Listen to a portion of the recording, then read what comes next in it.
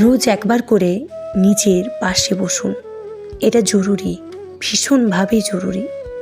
যাবতীয় কাজ সেরে রোজ 1 ঘন্টা নিজের ভেতরে নিস্তব্ধ হন।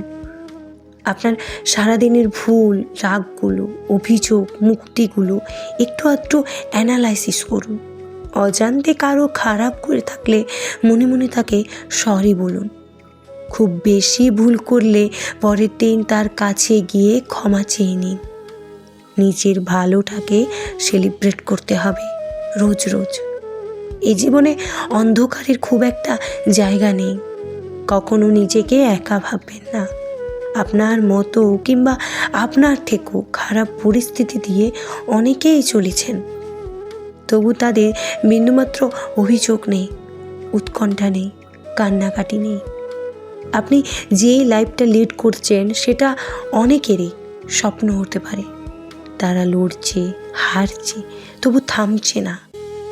আসলে বেঁচে থাকবার কোনো বিকল্প হয় না, কোনো দিন ছিলই না।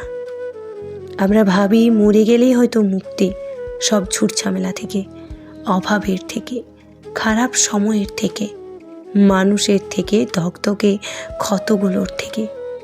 তাই হয় নাকি? একটা ঝলমলে রোদে বেশি দিন থাকলে দেখবেন আপনারও বৃষ্টি পেতে ইচ্ছে হয়। জীবন তেমনই বিপরীতার্থক। হতাশা ছাড়া জীবন নুন ছাড়া অনেকটা তরকারির মতন।